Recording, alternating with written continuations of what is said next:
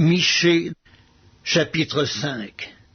Et toi, Bethléem Ephrata, petite entre les milliers de Juda, de toi sortira pour moi celui qui dominera sur Israël, et dont l'origine remonte aux temps anciens, au jour de l'éternité. C'est pourquoi il les livrera jusqu'au temps où enfantera celle qui doit enfanter, et le reste de ses frères reviendra auprès des enfants d'Israël. Il se présentera et il gouvernera avec la force de l'Éternel, avec la majesté du nom de l'Éternel son Dieu.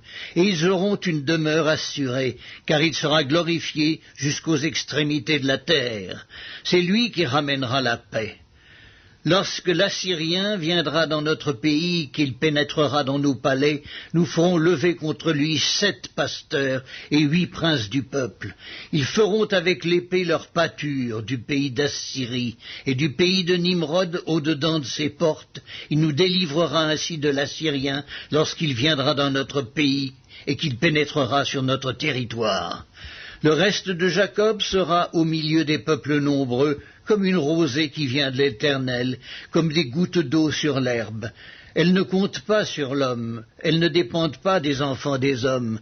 Le reste de Jacob sera parmi les nations, au milieu des peuples nombreux, comme un lion parmi les bêtes de la forêt, comme un lionceau parmi les troupeaux de brebis.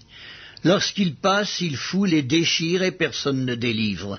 Que ta main se lève sur tes adversaires et que tous tes ennemis soient exterminés.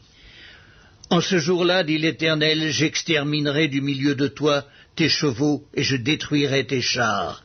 J'exterminerai les villes de ton pays et je renverserai toutes tes forteresses. J'exterminerai de ta main les enchantements et tu n'auras plus de magiciens.